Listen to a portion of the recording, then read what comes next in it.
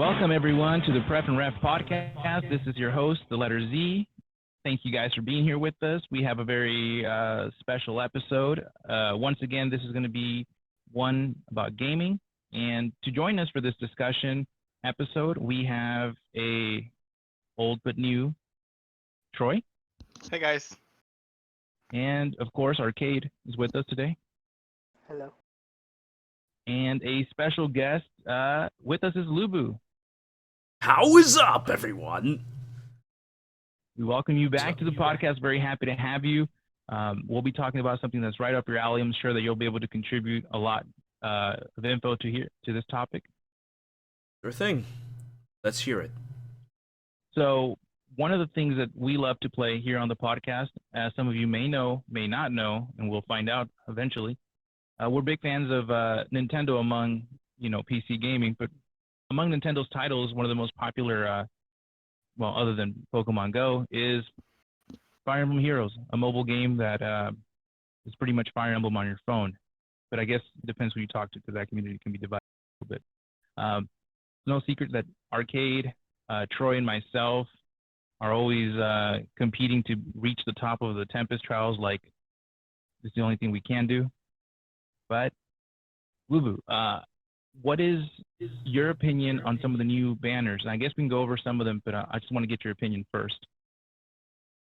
Well, my opinion on new banners, in general, by the way, not just like these specific new ones that we are having right now, is that they really need to slow down. Their power creep is a little too obvious, first of all, and the problem is that, well, I mean, they don't really need it. Yes, I mean, like, okay, so with mobile games, power creep is eventually a quote-unquote needed thing. But, well, I feel like, yes, it's needed, but they're doing it too fast and too hard. They didn't really need to go that hard. And, well, now as a result, we have a character that is effective against everything. Now, her base attack does not seem all that high, but you know what?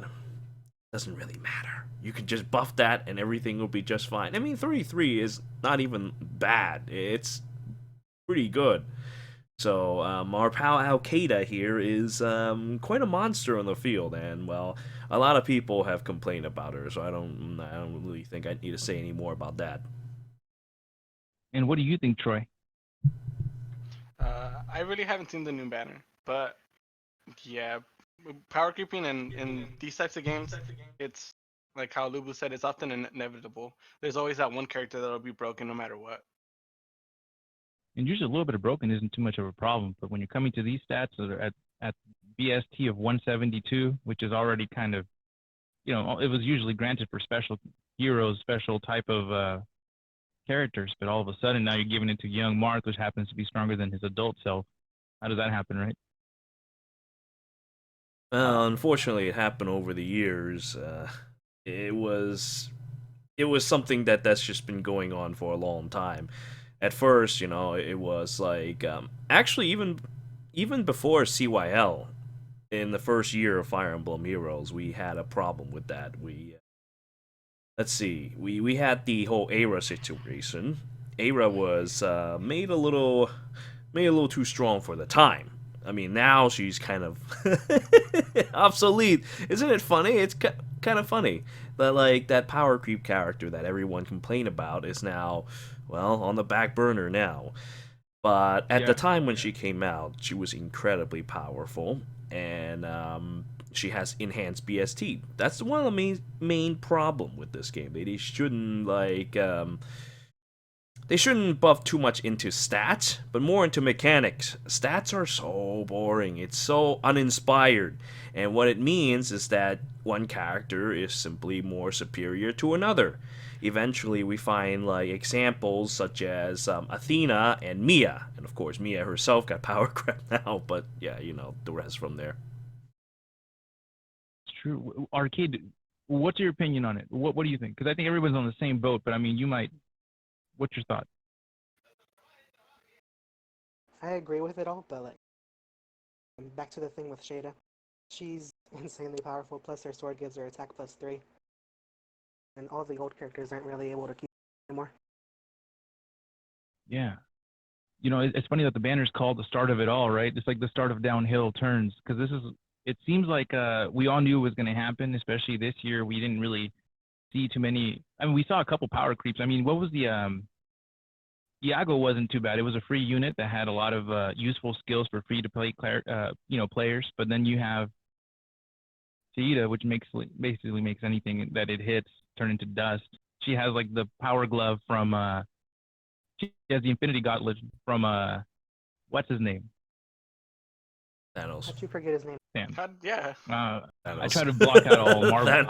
I try to block out all Marvel, man. I have a hard time with it, man. But regardless, like she's the Thanos of our game, bro. Like even if you try to get her with an archer, which is what a flyer unit would normally be weak to, she can counter that, right, with distant counter, and she's like super effective when it comes to the damage it's gonna do. Well, I think that you could use colored archers to fight, but you know the whole thing about shutting out completely classes that should have otherwise stopped her. Yeah, that's pretty annoying. But I mean, we say that there's no counter, but the problem is that even if you argue that there is or there isn't counter, the point of the matter is that well, the way she covers the number of enemies that she can easily grind into dust, there's a huge discrepancy compared to her to other characters. Yeah, but you wonder what kind of characters they're going to keep introducing as the banners keep having to outdo each other. Because this banner's already kind of OP. Just kind of like a few months back, we had the crossover with Faye Sessions, right? That whole like crossover event where you had the Itsuki and the others. Itsuki was a free unit there, but from the Tempest trial. But all those units were also overpowered, right? You had the Saida that was what was it? She was a blue unit, right? She was like base 44 speed or something on neutral. Yeah. It wasn't it. Base 44? I don't think so. I think it was like 41 or something. I can't 41, remember, dude. Oh, yes, right. Well, this guy Troy summoned a plus speed. And I was like, wow, that's crazy, man. Like, you know, I had a good 10... look here. Sorry, man, I had a... No, it's fine. It's fine. It's just I had a plus 10 Cordelia that I had worked on for forever, and she barely, like, scratched 42 speed without any, like, you know, crazy skills on her. But, man, that was insane. I just wonder what else is going to come down the pipe. Is it really going to... It seems like it's already kind of destabilizing the community because they were already kind of unhappy. I can see why. But I wonder how many... I know they're doing this in a way to make it easier for new players to settle into the environment, but you're also like kind of spitting in the face of those that have been collecting from the very beginning and playing it, either spending money or free to play. Well, what's your opinion on what's going to happen like down the road, for this next year, or for this year at least? Lubu. Let's see. Down this year? Hard to say. I mean, I want to say that usually when it comes to Fire Emblem Heroes, a lot of things happen when a new banner comes out. So it depends on who's involved. If it's someone who's really popular, who's been someone who they're looking forward to, the community is more known to forgive and perhaps forget. It's a lot of problems with that because, like, for example, everyone was complaining about Fay Pass a little bit ago, right? And then, like, after a week or two complaining, eventually you start seeing people go on and be like, oh, hey, you know, if this character gets a resplendent copy of themselves, you know what? I think I'll buy Fay Pass. You know, it's like these people who are complaining aren't exactly complaining. They are complaining, but they don't really actually mean it. So I think that it probably wouldn't cause much to the community itself because the community has pretty much all been the same. We might lose some players because that's always been the case. That's why recently their cash grabbing techniques have been a little more I mean, they've always been kind of desperate with cash grabbing. Honestly, they've always been kind of like, oh, hey, we're gonna have like these power creeps here, power creeps there. We're gonna introduce new ways for you to spend money, and they have like entire game modes revolving around it. So, I mean, when you think about it, not much is going to change.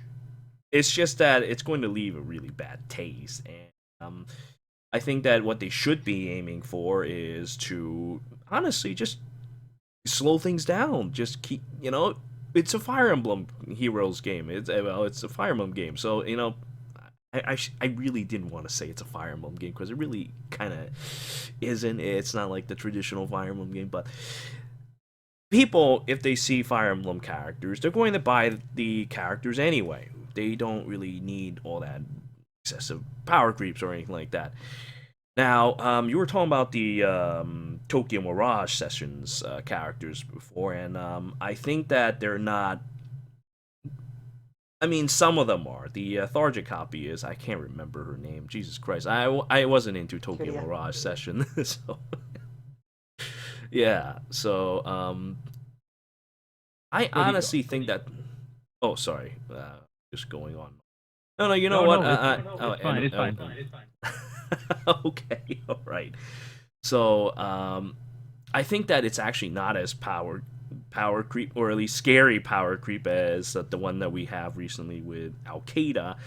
But then again, Al-Qaeda does have her weaknesses. I feel like they're just balancing things on what their classes are in a way, because you may have noticed that infantry has a lot of new toys recently, and characters like Al-Qaeda, who's in the air, doesn't get such benefits, but now there are new ways that they're doing it. They're going to release like dual heroes, such as the White Wing trio that they. Yeah, it looks like a terrifying ogre magi with like 3 heads. It's scary as hell. and it gives flyer buffs. And I think they can use it every alternate turn instead of the usual dual hero things where you can only use it once per map. So already there's some some semblance of power creeping even within the dual skills themselves. I mean, it's not so bad now, but you never know. I just kind of wish that they would slow things down a little bit. That would help a lot. Yeah. By the way, the Tokyo Mirage character was Kiria. Yes, that's right. So what's your thought on it, Troy? It's gonna happen regardless. I think, like Lubu said, they're with the whole dual phase characters. I think they're gonna do more with that. I think personally, and maybe a couple more skills like the legendary Crom or the blue arrow Crom. You know how he has that ability to every time he swaps with somebody, he gains another turn.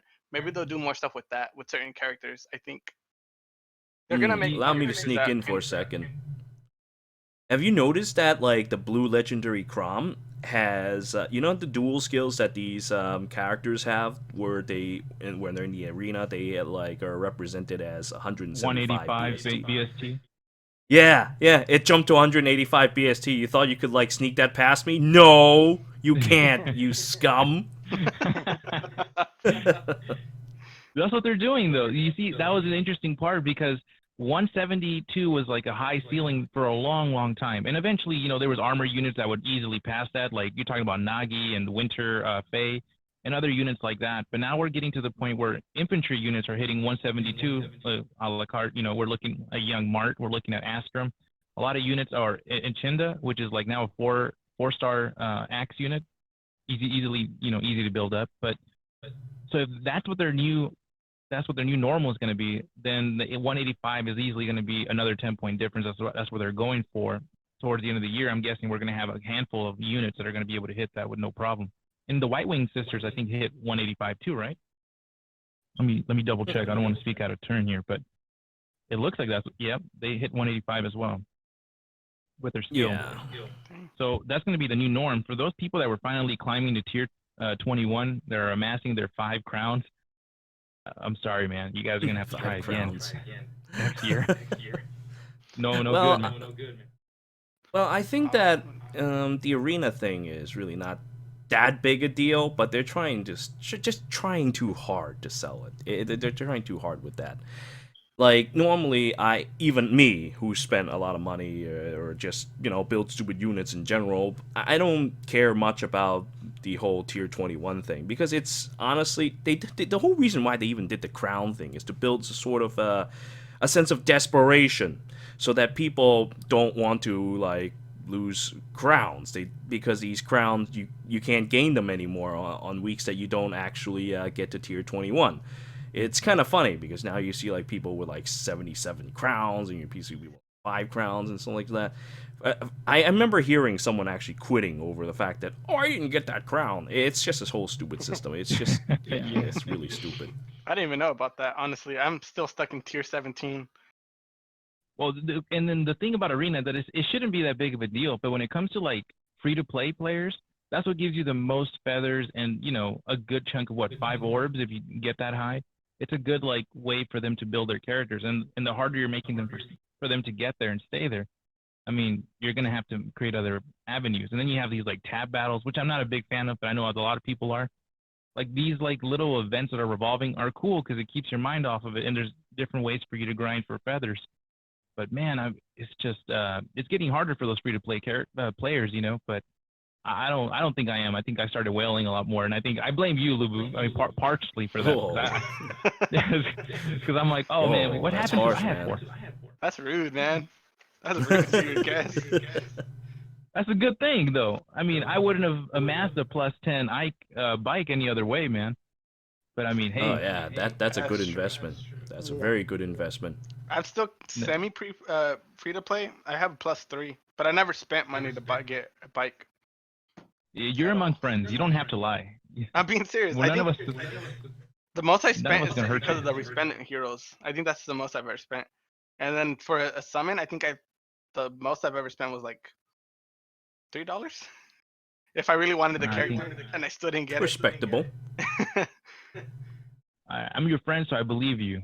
But I'm also your friend, so I think you're lying. But in my opinion, the BST is one thing that I don't like just because it's taking me forever to build my characters. But on top of that, I rather them work on crazy weapons and skills like that, the new one that you see on Young Saida or Kaida. And I keep hearing different pronunciations for her name. Shada or just call her Al-Qaeda. Everything is fine. Yeah. I mean, the proper pronunciation Sheeta, but who cares about that? Oh, Sheeta. Okay, I'll call her Flying Lolly. So Flying Lolly here, it's dangerous, but at least you can somewhat deal with her her bulk. It's easy enough to kill her if you get her at the right point. Otherwise, she'll just storm through your entire team, and you'll wonder why your feet hurt. The right point is kind of hard to say, though. She's so stupid. 100% vantage. If what is that? She's pretty broken. What is that, dude? On the bright side, though, I'll tell you because I just saw my. So for those that don't really care about Aether raids, I saw my defense team take down a +10 Sheeta, and I was really happy, man. And I've only faced one so far that was +7. Whatever. Which one, Young Cedar or Cedar? Young Lolly. Does that make sense? You'll know what I'm talking about. I mean, there's only a handful, right? And what did they do? How did they die? They walked into a trap. They thought that it was going to tank everything, and then at that point, I had my Seth, my +10, weaken her defense, and then my what's his name? I only have one copy of him. I didn't even plan on using him, but because I have him in there, I might as well. His Leaf or Lift.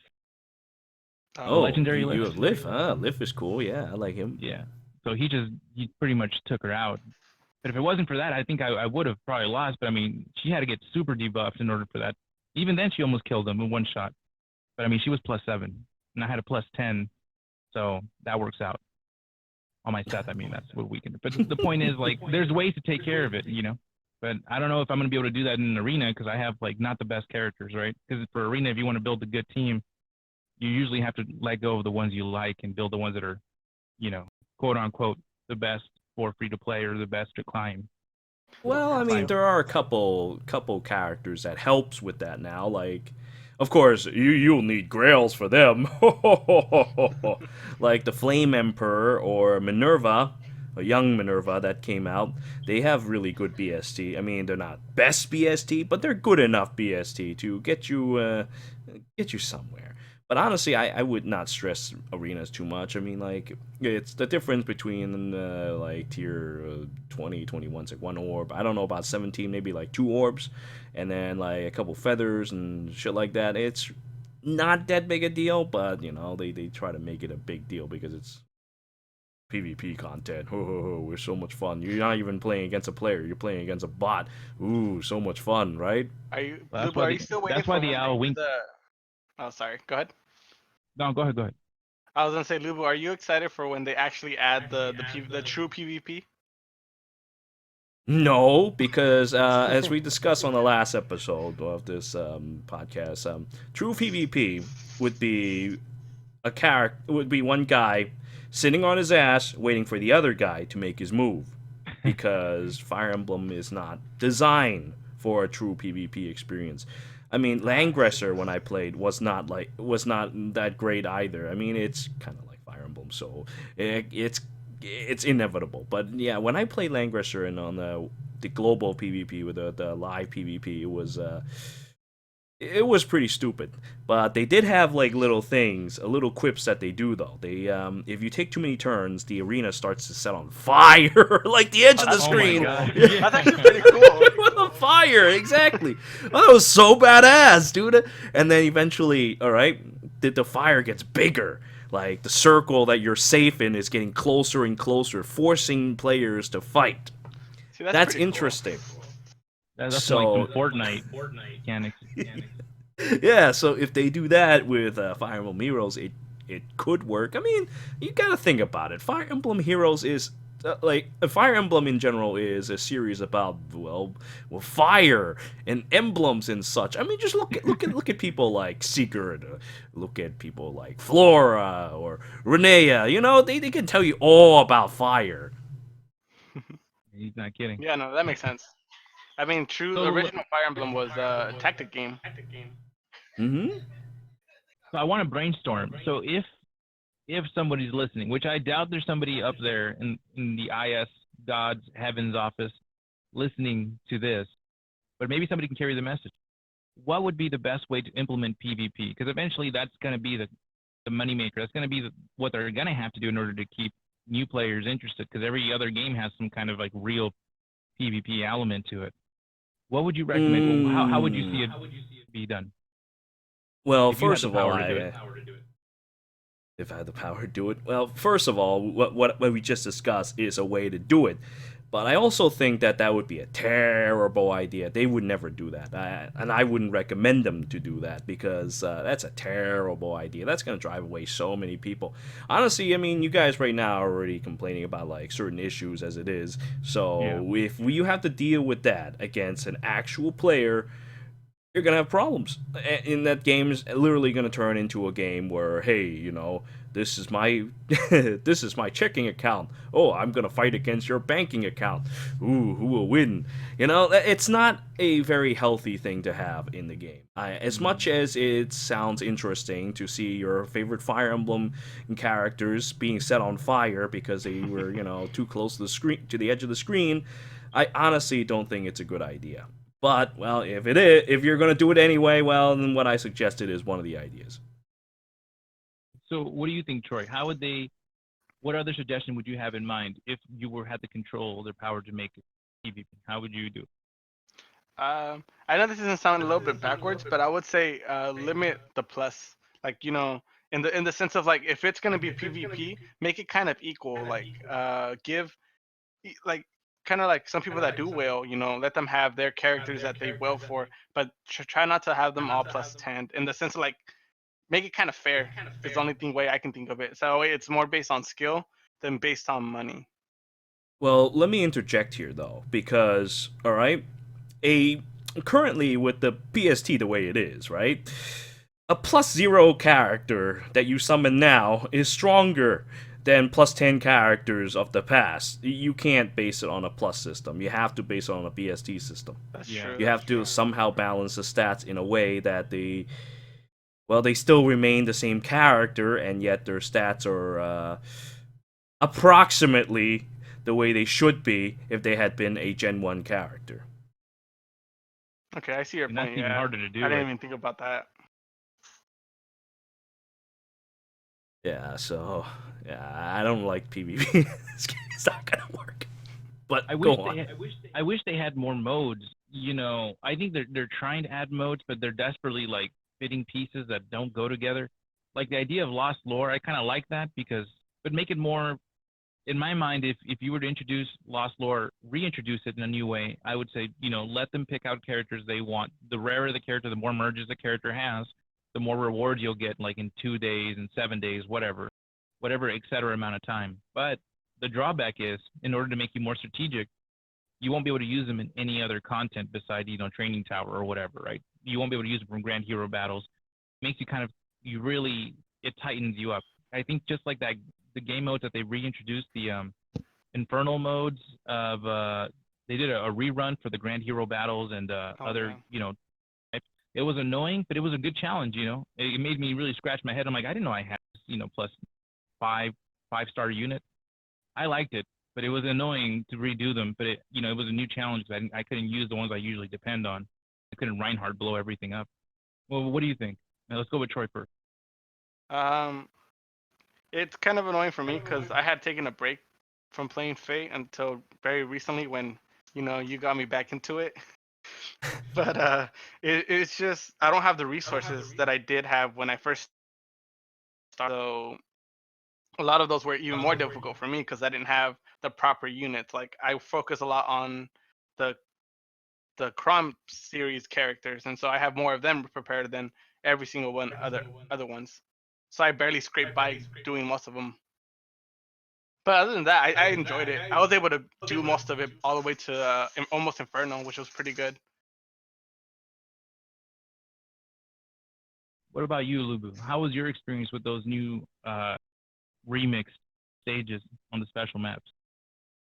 Well, I generally have no problems, except for one where I have to escort useless path around. That was so useless, but it, it came to my attention later that oh yeah, you didn't need to deploy all the characters. You didn't need to deploy 4 characters. But honestly, I mean I played through it anyway because I could have used any other Path of Radiance or DV. What's it called? Radiant Dawn. Yeah, Radiant Dawn and Path of Radiance characters. I have others. I didn't have to run useless path, but I thought that, hey, it would be kind of interesting. You know, Miss running with her 3 brothers. Oh, so much fun, right?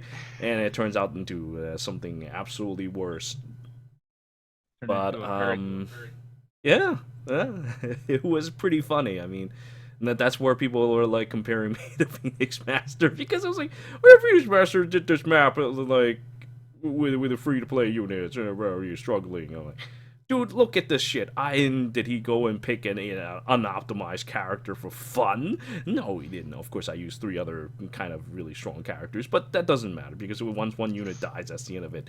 I just wanted to fuck around. I mean, for me personally, those game modes are for just messing around. I don't really take them too seriously, and that's kind of the only way I can really have fun with this game. Sadly, it's kind of sad.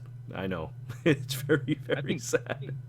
I think we're all in the same boat, but I mean that kind of shows us that we all kind of enjoyed the same content, you know. But they don't really provide it too often. If one of those maps, let's say, I mean, right now they have a 5-day time limit for you to complete, technically. But if you can complete it over and over and get some other rewards out of it, I think that would make it more challenging. That make it more fun. I mean, it's hard to implement that in a way that you can still monetize, make money, which is the part that they're trying to do, which sucks. The game modes they introduce us is just to keep the free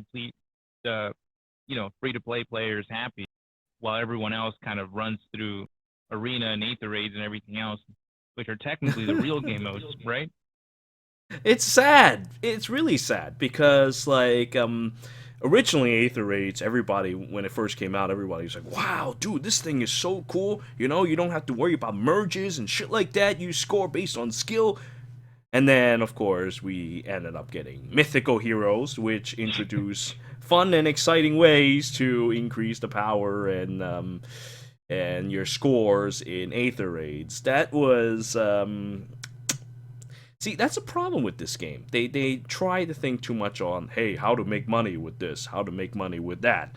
I guess I can understand with fucking investors like breathing down their necks about it, but that's the problem with this game in general, is that I feel like the devs, they honestly don't really have that much control. I feel like they've been taken over by evil Japanese corporations to just basically find ways to milk the shit out of people. Really, that's what we are, a bunch of cows being milked. I mean, if you spend money anyway. If you're dumb enough to spend money, this is what happens. I'm dumb enough to do it.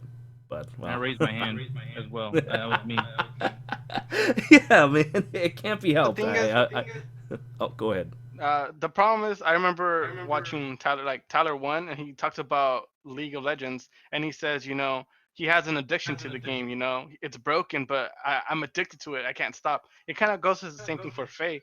This game is fun in the sense of like we love Fire Emblem. That's why we keep playing it, and that's the same reason why we'll keep playing it, even though we know there has like huge issues with the game.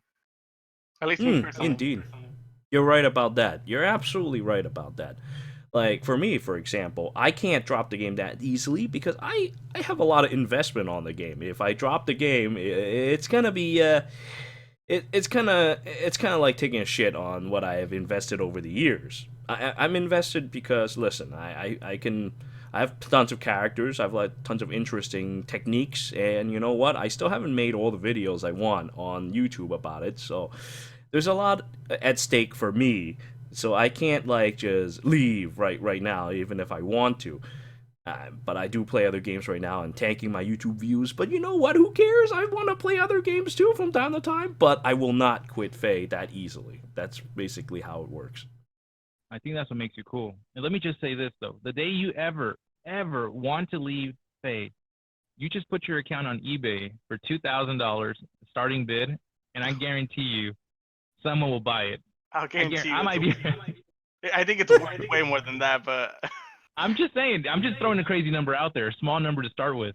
You never have to say this investment is not wasted. Trust me. Like somebody will buy it from you. I still remember there was YouTubers that would play like Pokemon Go and say, "Guys, I'm quitting," and they put their account on for sale. And then down the line, they started a new account. But the idea is that they sold that thing for like maybe $5,000, and all they had was like 4 Charizards in it. Back when the game first started. Like, that guy made some money, man. So never worry too much about your investment. It's safe, I'm pretty sure, when it comes to like this kind of game. Unless you're playing that. I would not say it's safe. Honestly, once you, for one thing, the value of accounts, they dwindle quite dramatically after a certain amount of time. Believe me, I've sold accounts before. I have played shitty other shitty gacha games, and I have sold accounts once I am ready to quit. And the stuff that I've spent, like I spent thousands of dollars, right? And how much can I sell it for? Oh, less than 1,000, maybe 700. And if I would put a value to my Faye account, your 2,000 sounds actually pretty reasonable, because when you look at when you look at an account, right? You look at a price tag on eBay or some shit like that. You see this 5-digit nonsense or this 4-digit 9999 nonsense. It looks threatening. It looks scary. And you know what? Who in their right mind would actually just suddenly dump such a huge chunk into it? Even 2,000 is a little scary, but it sounds reasonable. But, I mean, given how much I actually spent on the game, though, that 2,000 is like a drop in the water. So there's no way I can sell my account. Yeah. I'm just saying, it is a good starting point. But I feel bad for the people that play things like Pokemon Duel, because those people were completely sidelined. They had like a last message saying, "Thank you guys for playing." I'm like, wait a minute. I spent like $20 on that game. But I know there's people there that had merges of everything, Zapdos and all those legendaries. Do you know what happened with that whole fiasco? No, but, gacha games closes all the time, so sometimes they don't even leave a warning. So, it's kind of, when you play games like these, you have to have the understanding that, hey, these things are going to go away. These things are not permanent. they will not be your wife. You know, it's like you have to come to an understanding that these things are not permanent. You have to be when you spend money on the game, you realize that you're doing it for the moment. For like, I guess a lot of people aren't too familiar with like just gambling in general for the thrill of gambling, rather than oh yeah I win money or I lose money. It's just for guys like me, I have a high for just gambling in general. I find it I find it a lot of fun to just gamble. I don't care if I win or lose, but you know, it's just very thrilling. Did you ever see that anime Kagero? Kagero? You know what I'm talking about, Troy? The one Kagero? with the gambling. Yeah. Yeah. And it's funny how you would know that top of your head too. I've seen it a lot on Netflix. All right, leave me alone. It's an anime about a girl who has she goes to a rich people's school, or just like a bunch of students that are rich, and she ends up transferring in, and she has a gambling addiction. And every time they play a game, the stakes get higher and higher. It goes from like playing pool to like holding a gun, a revolver, you know, doing a Russian roulette. Anyways, that's how I feel when I play this. It's Kakegurui. That's what it was. No, I'm sure he knows what it is. I'm just saying. Mhm. This reminds every time I put 5 orbs in, I'm like, dude, get that rush, man. I think, and you see the poof, like, oh, it's gonna happen, and then I was about to say, when you see the smoke, that's you're like, oh, okay, I have the chance.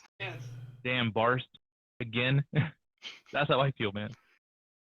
Although Yeah. talking about this banner, sorry, I don't mean to jump the subject too quickly, but regarding this banner, you made a monster, man. You made a monster out of that Marth Marth that I didn't even summon. How did you? Wow, man, the luck to be able to do it in such a small amount. I mean, you did like what, under 400 orbs, wasn't it? No. You misunderstand. I really didn't summon for him. It was just a demonstration of what I could create out of it, because I like to theorize and builds, theory crafting. I like to make interesting builds for people to use or to just beat the shit out of people with.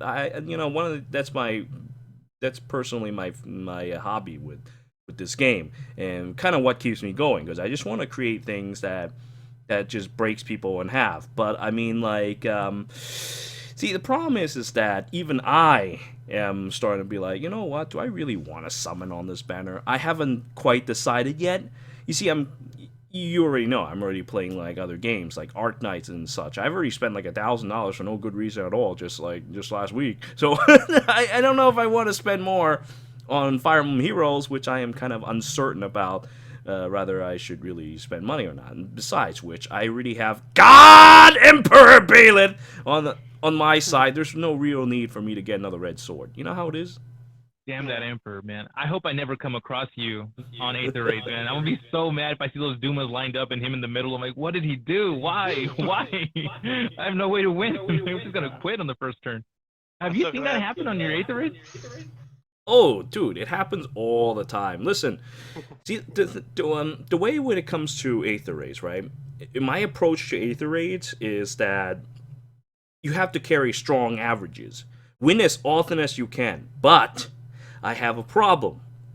To be honest, my Aether Raid's defense looks scary as hell, but there is one fatal or two fatal weaknesses that will bring it down completely. It just goes completely destroyed, but the weakness is very very rare. You don't, well, I don't want to say people don't run healers, but it's as simple as having a healer on your team. But a lot of people don't do that because a lot of people are slaves to their meta, or they just simply don't have the unit, or they want to use more bonus units.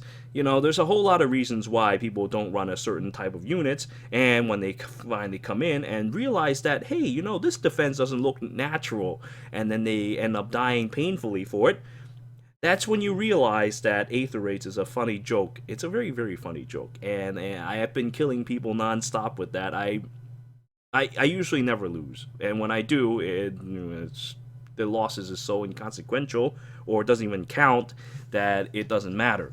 So that's my approach to Aether Raids, and in general when it comes to these defenses. Well, All I I can kinda say do is you're that. the reason. He's the reason why I run a Naga and a bridal Fiorm on my team now with my Brave Ike all the time because I don't know when I'm gonna run into it, but if I ever see somebody with that kind of setup, I'm not gonna go down without a fight, man. But when I saw those, he displayed the first time he actually showed us his defense on one of his videos. Dude, he had like 2 wins back to back, right? Well, I'm not that it's like too surprising, but the way he defeated them is like he destroyed their soul. He takes out their entire like Aether offense like barracks, and then he goes after their life by using the 7/7 Duma damage, and then you have Kranya that just comes in and wipes the board with everyone else. Like that's pretty crazy. That's pretty smart. It's I don't know if disgusting. you had a dream. It's crazy. It made me sick when I thought of when I just randomly came up with that concept. It was something that happened like a long time ago. I chose not to show it because it is not right. It really isn't right. It's disgusting. It made me sick. I realized that I've done something horrible for the world. So I have decided to not showcase this for months and months and months and months and months and months. This idea has been with me since Duma's even came out. Like, as soon as Duma came out and I saw that he destroyed buildings and do damage, I realized that, oh, hey, I can just stack 5 of them on a team and rip people's souls out. But, I mean, you needed a unit that can do this well. So you have characters like Kranya that fits in the puzzle very nicely, and that is how that defense came about. Of course, then now you have Al-Qaeda. That could really make things interesting. So that's one of these situations where if you power creep, you're gonna run into horrible things like this more often. Let me put in my 2 cents. I think it would only be worse if you had a team of like Surters, because those are like annoying to take down, but you can't even get too close to them. You have to retreat afterwards. And if they have boots or if they have armored, boots as a C skill, it becomes like you hear that maniac music playing in the background. Freddy Krueger coming to get you. That's almost just how I felt.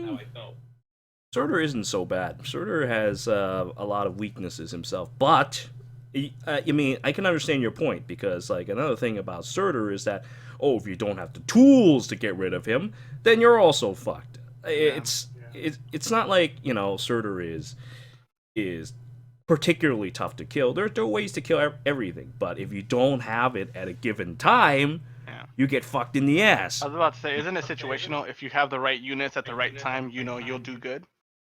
Exactly. And like I said before, like when it comes to Aether rates, a lot of people are slaves to meta, or they want to get more points with bonus units. There is a whole slew of reasons why they don't have a certain type of unit here and there. Although I would have to say Surtur is a little bit more easier to counter than a gay clown, but that's my own opinion on the matter. I mean, he's green. He's a green unit. You just bring in some red unit, you could at least give him a little more damage than a gay clown that can hit you before you can even hit them. And then they have the close foil now, so that's going to make it even more annoying. Get an extra 5 defense and 5 that. I probably shouldn't have said that. I hope I don't run. I mean, somebody's just already gave thought people about ideas. it. I know. I just recently gave I think what is it? Distant foil. I gave to Brunia, right? Let me see. Oh, close foil. Never mind. But you gave that to Brunia? Yeah, I gave it to Brunia. Okay. Let the comments talk to you. Yeah. I don't know. Defense, man. To me personally, like Z knows this whenever I talk to him that I'm really bad at making units, but personally, I don't care if I don't do that well in like arena or in Aether raids. I just have fun. I'll make the units I like and I'll just play with them, even if I don't do that well. That's all that matters. That's respectable. That's what I do. Yeah. Ever since I saw your healer one, that was the first one Z showed me, Lubu, and from there I just made it my own thing just to play that way. Just make what you want. Sakura and Maria, man, crazy, man. Yeah. I remember screenshotting them just to see like, okay, what did he put for there? What skills and stuff? Just to see the thought process. I'm a really terrible YouTuber because I had Aether rates of like more healers that I had done last year that I still haven't even put up because I'm lazy. I feel unmotivated. Making videos can be a bit of a pain. I have to like find the right footage, find the right music, slap it on, It's just it's stressful. I don't want to. I don't want to play work. I just want to play game. So I missed out on that last year. Maybe I'll post them anyway, just so you guys can see what happened back to people back in like early 2019 or some shit. I'm telling you, I think you should. I think there's a lot of people that would not only benefit from learning that, but also be entertained by it. You're never at a loss. When you have great content, it doesn't matter what you make. It's great content anyways, as long as the creator is, still making it. So I wouldn't worry too much about it. But I did tell these guys about it, man. That's one of the reasons why they started creating healers of their own. And now I don't like even trying to go against their Aether rates because it gets super annoying. I don't want to lose anybody. And I'm like, man, they're going to rub it in. He creates a whole genre, which is pretty cool. It's awesome that somebody had the idea and it materialized into something that becomes its own little thing, which is really cool. But thank you. I give you that as a compliment, but I also want to ask, and I wonder if everyone here on the call here for this podcast, what is your guys' thoughts on the Resplendent Heroes? Because we just today, as we're recording this, you guys must have woken up to for those that are Pay Pass subscribers, that's going to hurt a few of you that are listening, right? But for those that are actually paying, you guys got an Elliewood, which, cool, I guess, if you have a +9 or if you like him. But the next one down the line is also going to be a very interesting one. But just let's stop here. Well, what's your thoughts on the Resplendent Hero? Troy, I think you have the Pay Pass. Yeah. Let's go with you first. Honestly, I like it. It gives breath to a lot of characters that weren't good originally. Give them more new breath of life. Like personally, I like Azura. When I got the Resplendent Hero of Azura, I was very happy. I know when we texted each other, you guys saw how like I was freaking out over the art. I thoroughly like that character. First one I pulled and seen her get a Resplendent Hero, it made me happy. Do you think they're launching them in a cool way? Because just before we go over to the next, before we ask Lubu's opinion, do you think they're doing a good job with it? Like they're giving them a new art piece, they're giving them +2 in every stat, but they're not really getting a new weapon or anything crazy, right? Well, what's your thought? I think it's cool because they're doing all the characters that most people like, but at the same time, it's gonna make issues because you're gonna expect, oh, my favorite character didn't get a Resplendent Hero. It's gonna create problems at the same time. But if they manage it properly, I mean, it can make it its own new meta. Well, but it are you just going to depends build on yours? how they do it. What's up? Are you going to keep, build, or inherit someone else? Your Elliewood. Oh, I'm gonna keep them for now, just because I don't have an Elliewood built. But maybe later I'll make a better one. So Okay. I'll probably merge it. Okay, and then we're gonna go to arcade next. What are you gonna do with your Resplendent Hero? How do you feel about it? Are you gonna build it, keep it, inherit it, and what's your thought on it? Are you specifically talking about just Ellie? Or just Resplendent Heroes in general, and then your Elliewood specifically. Are you gonna build him? Or are you gonna get rid of him? Or are you gonna keep him? Well, just keep him. So far, I've keeping all of them, but with Hector, I know he's the distant counter. Yeah. All right. And what's your thought on it? On the Resplendent I Hero? think I think it's nice that they get +2 to their stats and they get updated art. Because some characters really need updated art. But besides that, they need to do more because a lot of the Gen 1 units are still far behind. And they're not really... Just the +2 to every stat isn't exactly helping. Okay. Well, Lubu, what's your opinion, and what are you doing with your Resplendent Heroes, including Elliewood? Well, Elliewood, everybody jokes about his massive eyeballs for a long time now, so he desperately needed that. Well, honestly, I don't think it's that bad, to be honest with you. I thought it was kind of endearing. It made his character, shall we say. But Elliewood, right? He's actually a very lucky character. He was originally a 3-star character, well, 3 to 4-star character that had, was kind of shitty. He had like more res. His attack and speed was not spectacular. He was a very thoroughly average or below average hero, and that's when the game came out, by the way. And so later on, he just kind of got sidelined, rotten to like oblivion. But then CYL happened. And it just so happened that Roy had a fetish for dressing up like his dad. So when that happened, his dad somehow actually got CYL Roy as his weapon. And when that happened, he shot up in viability. Down the line, when we had Weapon Refinery, Roy got a refine because all the CYL heroes got a refine. And now all of a sudden, Elliewood, a 3 to 4 star character, has this awesome refine. And now you add 2 to all stats on top of this. You know, your CYL Roy is just value, just like just the whole stock for Roy just disappears, while Elliewood stocks goes really, really high. And now, though, but if we're gonna go with Resplendent Hero terms, I think that 2 to all stats in general doesn't really mean all that much, because 2 to all stat means, well, first of all, it only occurs to Gen 1 characters. I think I mentioned this last time when we discussed this, but Gen 1 characters are lacking behind in stats anyway. It's just some means for them to catch up to current heroes. Though, this also will mean that, hey, they can actually match up to those guys. So if we were to go with the idea that Troy had earlier with, matching people by pluses, that would actually kind of make sense. But the problem with this is that, for one thing, the extra BST that they get do not apply to Arena, because, Arena is so important, right? You know, it's like they decide to not do that. You can't use them in the Arena because they still scored the same way as they did in Gen 1. Yeah. So their uses in Arena is not very good. But in every other mode, you can put them to work. I just don't understand why the importance in Arena in general. But, so obviously I would keep my units because I keep all my units. But, you can't really do much with him in Arena. It's a little sad because he's a cavalry with, no BST. But in terms of actual viability, though, he's really, really good. The 2 to all stats normally don't matter, like I said earlier. Like, normally you want to have, an extra attack or extra speed or something like that. But his weapon gives it in spades.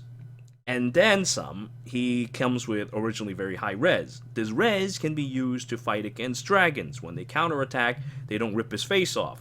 And now you also have Dev and all the stats that comes with it. Elliewood is a very, very powerful character.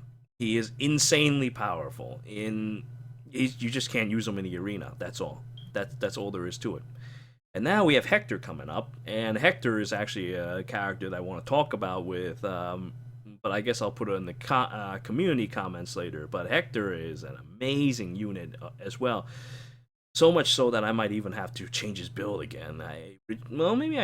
Maybe I don't, because I have him at plus speed, you see. It's an old build, but now it might actually be viable, because now he has 2 to all stats, and I can actually put that speed to work.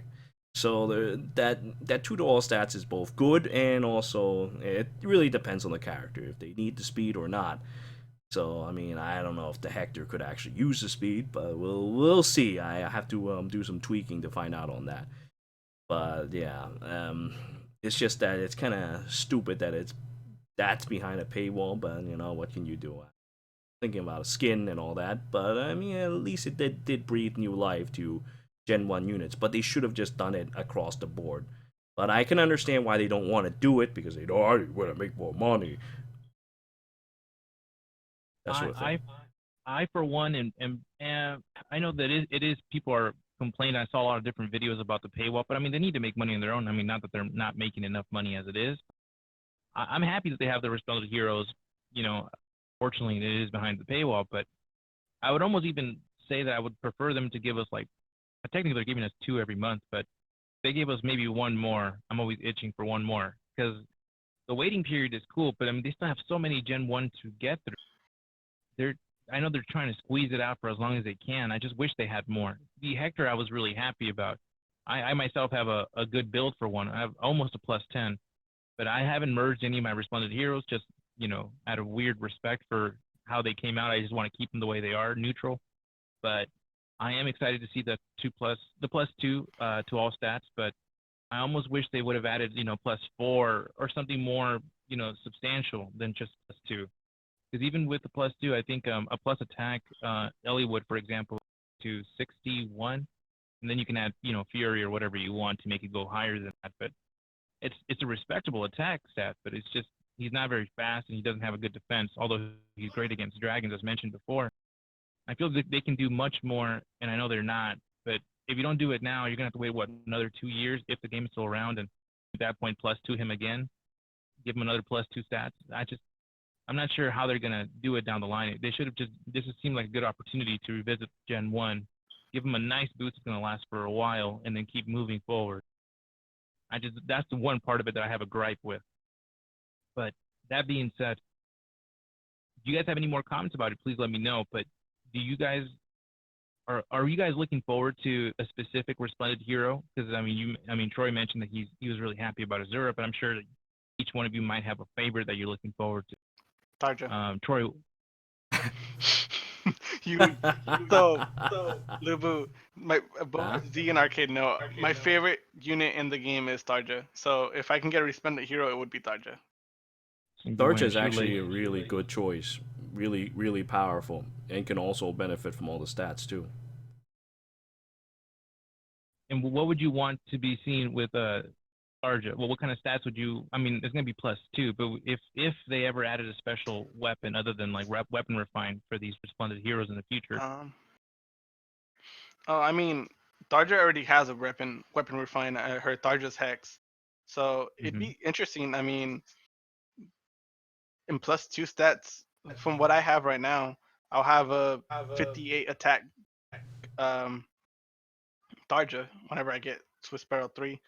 But it'll be interesting to see because she'll be more of a monster. Yeah, plus her skills on her tone. Mm-hmm. Yeah. Well, okay. She already has a good weapon.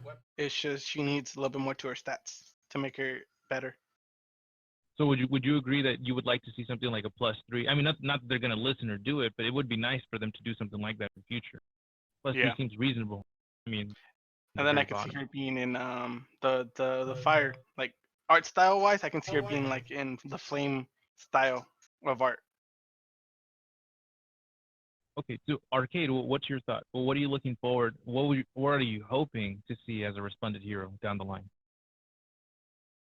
I'm hoping for a few people, but I guess Felicia, since she's my favorite character, because she's my main tick for anything resistance related. She's kind of falling behind a little bit lately because of new units like Lysithia, who gets like freaking +2 attack or something. So it'd be nice if we could get a bit more bulk. So Lubu, what's your thought? What are you looking forward to when it comes to? Not that there may be a lot, but which ones would you want to see? Oh, let's see here. Well, I would definitely want a healer, that's for sure.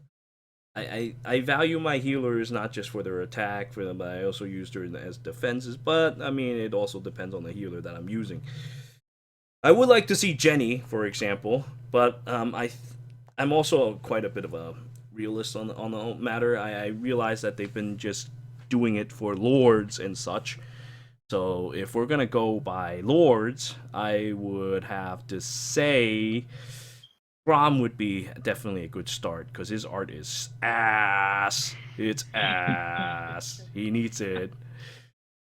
Yeah, Grom will definitely be good for that. And let me think. Lucina, actually, she could use for an upgrade because she used to be a very strong character. Then now she's like what? Below average, maybe not even that. So Lucina could use it, but she's very hard to get. Then again, we also had talked about Hector. It's just that the problem with Lucina is that she doesn't have any viable fodder either. She's just, not a dead-end character. She was strong back then, but now she's a dead-end character. Whereas Hector, you can use him for distant counter. So he has uses even to this day. Yeah. But, those characters would be like that. And also what you said earlier about Eliwood and such, I honestly don't think that his attack and speed is bad, honestly. His base stats looks bad, but his weapons, makes them really, really strong. And that is one of the things I'm concerned about because, well, I do want to see stats given to all the Gen 1 units. It also has to be done not too haphazardly. It would be nice because there are some characters that, if they get it, they become really powerful. Well, Crom, for example. Crom gets a lot of stats by being next to someone. But you know what? Now it's not as relevant because he's a Gen 1 unit. If you were to get 2 more stats on top of all that, that could greatly benefit him. It'll make him very powerful. I think that, honestly, I don't know, though. The 2 to all stats just it's kind of nice, but it also needs to be kind of focused for certain characters. You know what I'm saying? Like, it's 10 BST. You could probably allocate it to other places that'll make a character more useful. But for characters like Sophia, who is naturally slow, that speed that they got is useless. So then effectively, they only got like 8 BST out of this deal. And another thing about these stats is that they basically turn these characters into Gen 3 characters. So if you were to give them +4 to all stats, it's going to bring in a precedence that eventually there will be a Gen 5 character. Not that there wasn't going to be anyway, but still, you know, I think the current style is okay. I just wish that they'd let us allocate it a little. Yeah, that Sorry, I would be went cool. off tangent. No, it's fine. I think you're right. I didn't even consider that. Yeah, if they could provide a way for you to allocate those stats, it would be even better because then you'd also have a unique character on your hand. You can choose if you want to make it more bulky. You can make it, so that you can find it more useful for yourself. That's really cool. I never even thought about that. Mm-hmm. Yeah. And on top of it, go ahead. No, because I at the side I have the auto battle going right now. Marth, he's another lord. I totally forgot that it was just lords. Marth would be a pretty good one. I mean, he's very tanky, but they gave him a raw deal, man. Yeah. Yeah, you know who got a worse deal than Marth? At least Marth, can still take. She can recover 10 health each turn, and still take down dragons for the most part.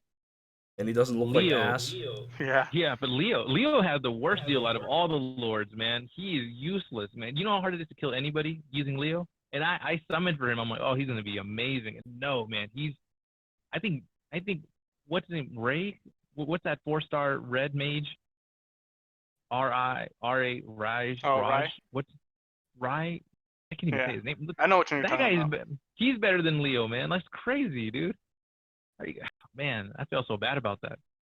I hope they make him into a Resplendent Hero. I hope they give him like a better tome or something, because he has potential. His attack stat at least. He doesn't really have The anywhere problem else. with Leo is that he's slow, and his stats are not well allocated. So 2 to all stats for him won't help either. He needs to find some way to fix his stats around. Either ditch all of his speed to increase his defenses to make him super bulky, or I don't know if increasing his speed will do much because he's on a horse, so he doesn't have that much BST to begin with. You would imagine because he's on a horse, he'd be faster, right? Instead of being slow. Yeah. He's just a ridiculous character. If anybody's listening, and they give you the option in the app to respond with feedback, please take in consideration sending something close to what Lubu said about being able to redo your stats. That would be amazing. Then you wouldn't know what you're expecting. You're going into, this Felicia's going to be tanky on res, and then you see her like 60 speed. You're like, what? That would be cool. That actually adds a lot of challenge to the game in a good way. I mean, not that maybe they put a limit. Maybe you can only. Yeah, there needs to be a limit to that. There definitely needs to be a limit to that. Too much of it, and it's awful. It's just an idea I shot up. It sounds interesting in theory, but it could also be highly abused and very dangerous. Also, another thing about Leo. Sorry, I don't know why I'm going back to Leo again, but go ahead. He's not a character that can be fixed with stats. But if you were to give him certain mechanics that works with these stats, then we have something. I mean, he did have a weapon refine, but I don't think it's good enough. He needs a better refine. His refine is ass. But if he gets a better refine that makes better use of his character, like, I mean, look at what Henry got, for example. Henry's refine is absolutely amazing. look at what Thorjik got. Thorjik is refined is absolutely amazing. Leo just got garbage all the time. He just only gets garbage. But he's a character that not stats will fix. You can't just give him Resplendent and call it a day. You have to give him refine. And also, that goes back to the whole, what you were talking about earlier with what I think about the refines. You know how Azura has a refine, but she did not get a weapon of her own. I mean, Resplendent, but she did not get a refine of her own. So she doesn't have any unique traits of her own yet. She does have more stats and bulky, but she does not have a unique way to say, hey, I'm Azura, I got this way to dance, and blah, blah, blah, blah, blah, blah, blah, blah. Maybe it's a good thing, maybe it's a bad thing. I don't know. I mean, it could end up being another flying Azura situation here where, hey, I could make a guy move 3 spaces and fuck you in the ass from a mile away. I think personally, I would like to see if she does get a resplendent weapon. It would be something like, kind of how like Brave Lucina has, where if you're close to them, it gives you plus to your attack, speed, defense for certain like things. a bond skill. Kind of like a bond skill. Right. I could see that happening, like in a good way, not making her overpowered, but still giving her more viability. That works with her theme. Yeah, because either way, she's a dancer, so she's gonna be close to everybody anyways. I don't know. I guess I could see that working better for her at least. So I have two thoughts left that I would like to get your guys' opinions on. I don't know if you guys are feeling about this, but first one, we have ways to get neutral characters through different ways, right? By clearing Grand Hero battle maps, Bound Hero maps, doing missions. Resplendent Heroes now is another way to get neutral characters that can, help out. But another way that some people have been complaining about, as they always about everything, right? But the Forma Souls. I know that you made a video specifically about this, Lubu, so I think you're on the similar page here, but what is your thought? Let's go with Troy. What's your thought on the Forma Souls? Do you know what that is? Yes, I've seen some of the video. I honestly, my own honest opinion, I don't really like Forma Souls. Not too much.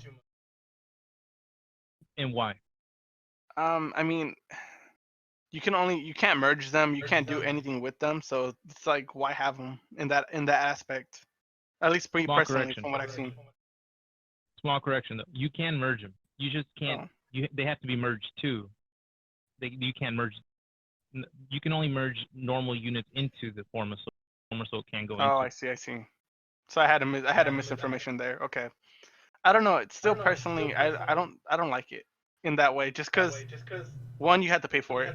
Maybe it's just me trying to still be the free to play, but I don't know. Respectable. Okay. Arcade, what's your thought on the Forma Soul? I'm not a big fan of them. They're alright, but I feel like they're too limiting. Because I get that they're trying not to overpower them, but I feel like there's way too many limits. Like how, for one thing, you get a neutral unit. So, say last time you get Owen, the green cavalry tome one, you can't get her with speed or attack or anything like that. She's only going to be neutral. And if you keep merging her like that, she'll be alright, but it won't be as good. So I feel like it's just too limiting. Okay. So, Lubu, as mentioned before, you made a video about this. Taking in consideration that now we're on our second run of Forma Souls, about to start in just under a week. Now that you had the chance to, see it firsthand, what's your thought on it? Has it changed? What opinions do you have? Nothing's changed, really. It's still the same shit, but one of the most important aspects with these things is that, yeah, you don't get to pick your IVs, but hey, what if your character is like a character that doesn't have IVs to begin with? So Christmas Cecilia, from what I understand, I think anyway, I don't know. I heard it from some place. I could be completely off the wall here, but if she is the character, then she's a worthy investment for Forma Souls. But here's a problem, you see. Forma Souls cost money. Free-to-play characters such as her doesn't cost money. So it's a bit of an interesting paradox here. I suppose it fits well for guys who don't spend that much money in the game. They spent like a casual amount of money on the game. That I suppose could put Cecilia to work if that is the character. I don't know. I just heard it. If that is the character, she's actually pretty decent. Although there probably is better choices than at this point, and being armored is a bit of a weakness in of itself. But she's a solid character if you can see past those weaknesses, which are very glaring and will get you killed repeatedly because everybody and their mother now can open up a can of whoop ass on canned characters such as that. But she's a solid enough character for general use for a lot of different things, and you can still use her in Aether race. It's just that you have to watch out for those weaknesses. But neutral IVs can be looked past like that. But honestly, though, even with like guys who are not free to play units, I feel that right now the BST of the game has risen to a point that hey, you can still run a neutral IV character. You can still it'll still probably be about the same. I feel that way. I don't know how everyone else feel, but I feel that the character stats are so high nowadays that it doesn't even really matter. It's just that the problem I find with the Forma Soul units is that most of them are crap. I mean, like there's Owen. Who the hell uses Owen? I mean, there's a couple of people who use them because they like Owen. I mean, the Reinhardt, he's kind of decent, but he's not that great either. Then we have Leaf. He's kind of cool, but he's not that special either. And then we had Finn. Finn, well, he's a cavalry, and his BST is kind of shitty, and well, he's also a free to play unit. So, in terms of how I feel like it's for discount units, and it's a merge for those discount units. If you're gonna invest on something like that, I'd rather you just don't, because $30. Well, then again, I suppose if you're already spending orbs, it's not a big deal because the value for the orbs are the same, so you're just getting an extra item out of it. So if you're already spending money to buy orbs, it's not that it's just a side thing that you can get. But I wouldn't go out of my way to get it because its value has been proven to not be so good. I mean, you can hold on to a couple in case they actually do offer like a decent unit or two. Like, hey, if they decide to offer up a bike in there, for example, a bike, you can use any IVs. You will be able to do that shitty nonsense that I've been showing. Or like a gay clown Kranya in there, or a Burger King, or some character that you will do very well, is very strong and is popular. And then we have something to discuss. Like for example, the first ever Hall of Forms, we had CYL Alm. CYL Alm would have been kind of fun. He would have been kind of neat, although also suffer the same problem of not having merges to go with it, but you can at least use the unit. It's just that unless they offer better units, I don't see the real point for it. And sorry, I talk too much. I always do that. Oh, No, it's fine. It's fine. I think this is. I mean, we all. I mean, trust me. In past episodes, we've always done this.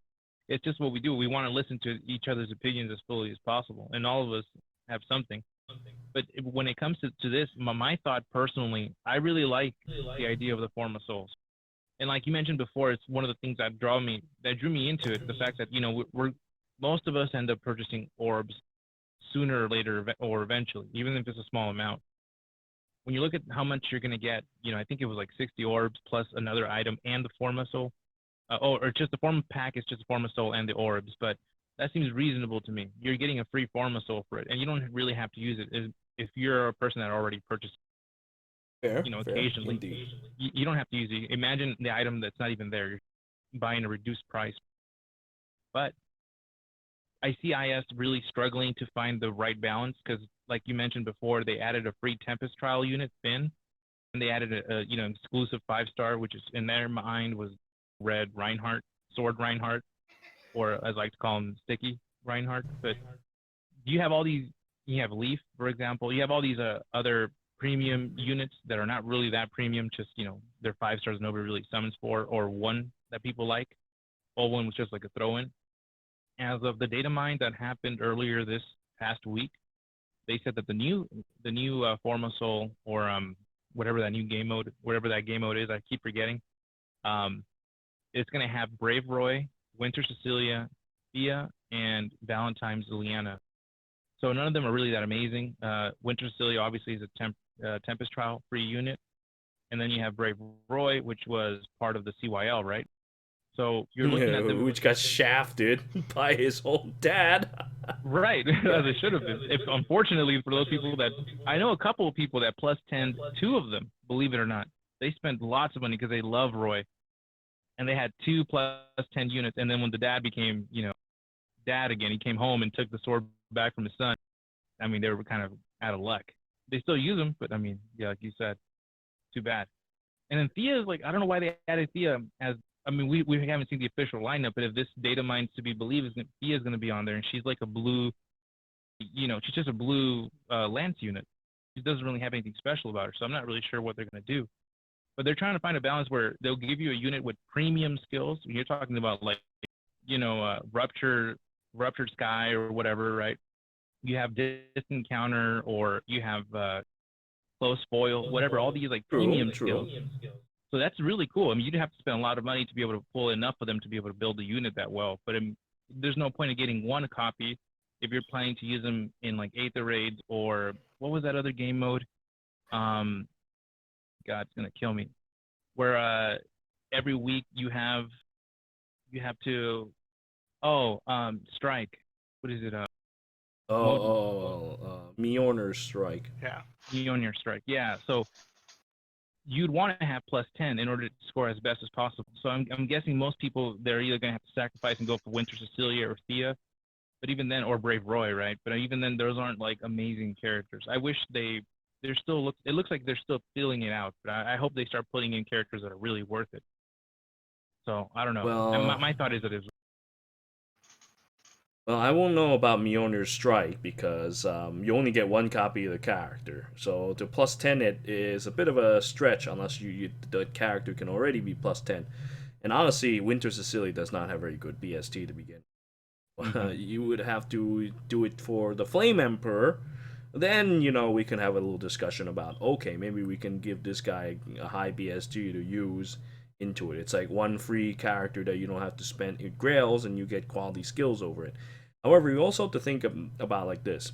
The quality skills is not guaranteed. You see many times where you're getting, because you're drawing from a huge pool of really useless skills. We're talking about like back in the old days, 2017, Defiant Attack nonsense. So you're going to have to go through that list, and you're not going to always get the skills that you want. So in the end, you could just end up not getting anything. I hope, since they give you 4 characters, I'd hope one of them would be a Grand Hero battle character. One of them would be an exclusive 5-star that's hard to find. Let's say like Winter Sotus, right? So Sotus as like one of them, and then Tempest Trial character, and then a normal, I don't know, Kyria from the Fae Session. Something that would be a good balance. You have one Tempest Trial, one Grand Hero battle character, and then 2 exclusive ones. You have to pick between them. That's a good lineup. But they're still like, they're giving us Thea, they're giving us like trashy characters. In my opinion, I'm sorry for anybody that likes her, but I mean, they're really easy to come by. The skills are the only thing you're really going to get out of it, and even then, you're going to lose out on the IV, and the IVs don't matter too much either way. It's a tough one. I feel like it's worth it, but it hasn't. They don't have enough good characters to make it incredibly worth it. So They haven't used holding it to on its to the abilities. What you're trying to say? Yeah, they're not using it to the maximum, and I think they're just still testing the water. But I wish they would have just tested the water with good characters to begin with. They would have seen that number spike of people that are interested. True. That's true. my thought.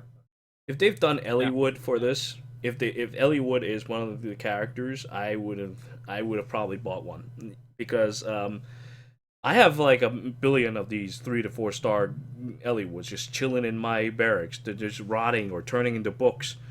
So if I can just skip the whole having to sacrifice units to give them premium skills, thing, and that would help me a great deal because I like to build Elliewood. I just dread having to gear him up with, well, the souls of other characters. I'd much rather it just be from a form of soul instead. I feel like Forma souls are made out of the free to play players. There's one little free soul in there. That's what I feel, man. It feels because they're the ones that are not really gonna use it unless they break their oath and end up breaking their bank and paying for it. I'm looking forward to a character like Thor, female Thor from the game Fire Emblem. Yeah. She Yeah. was teased in the data mine like last year, and for some reason they pulled her. But her stats were looking pretty good. I'm thinking whenever she comes out, she's gonna be a cool character. Well, I And mean, maybe this is she's a good way to use teased it. as a model, though, I think, and you see that in Miona's Strike. So I don't know. I mean, I'm sure eventually she'll become an actual unit, but I don't know if the actual unit is actually there yet. But yeah, her what was teased was just really her animation and her character model. That was before people knew I don't about know. One Year Strike. I don't know. I kind Mhm. of want that Fae. The April Fool's one that they did for the bird, the owl Fae. Oh, get out of here, man! Oh, Don't, gotcha. it's your comments that make them keep doing stupid things like that. Like, we're gonna do this because this guy messaged us about it. They don't read sarcasm, man. They're gonna think you're being honest about it. I'm Okay, just well, okay. trolling. I know that's what you do best. I like that about you, man.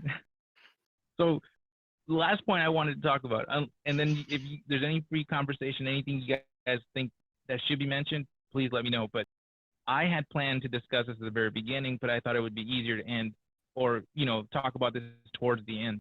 Uh, Everybody knows, even if you're not interested in doing arena, I am because I like to, get feathers that way. It's easier for me than having to stay up at 3 in the morning and create a little, layout in order for like an auto animator to start going through grand hero battles, earn like points and feathers. So I like arena, but the problem is that you have three for sure units that are always going to be in rotation, and I'm referring to the Asker trio. These Ah, guys are always in there, and it's getting increasingly harder to make them viable. Even though I have mine maxed out 5 stars, I have their refined weapons. I have armored smasher on a few of them. I have all these cool things in order to make sure they're always there for every season. But their BST is slow. Even with I have green duel, I have blue duel, I have all the things I should have, and it's still very hard. Do you see, and this goes to everybody, maybe we'll go one at a time. What do you see happening with these Asker trio? Since you can't merge them, there's no way to merge them. There's no way to really get their skills up other than dragon flowers, and even then you're looking at +2 to every stat when you go to 10 flowers. So I wish I had more things like that. I wish I had flowers level 2, or that would be cool. Well, let's start with Arcade. What's your thought on the Asker trio? I'm not sure if you use them. First of all, do you use them? And then second of all, what would you need? What would you imagine them needing in order to become more viable? Yeah, I use them. I don't use as much, but I do use them, I guess. You're asking what would help make them more viable? Yeah, what would you imagine if you could do something? What would you do?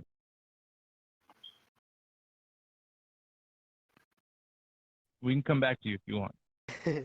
That's right. They could maybe try doing the Resplendent Hero thing, but I don't think that'd help too much. Maybe down the line, they'll release something even more newer to help out the Gen 1. Mm-hmm. One of the things I thought about is all they're doing so far is just upping stats. I thought it'd be cool if they eventually give new abilities to some older units, help them out. Like with you guys were talking about Leo earlier, how stats won't exactly help him out much, but if he had like a better refinement, then he'd be better. A better weapon and maybe a better special or something like an exclusive one that you can't inherit, right? Something like that. Well, not even just those, maybe even like a, B, or C skill, like maybe something unique to them, just to help them out. Okay, so Troy, what do you think? They um, ask. first of all, I currently working on them. I'm trying to build them to 5 stars and giving them the skills I need for them. But I think personally, have a banner just for them, just so you can have a pool for them to help them with, what the issue is. They don't have merges, so their BST lacks. I think that would be an interesting way to help them in that way, in that aspect. Either make them less neutral, or give them at least some type of merges, or have a way to, like, in the pile, the compiles, you can merge them that way.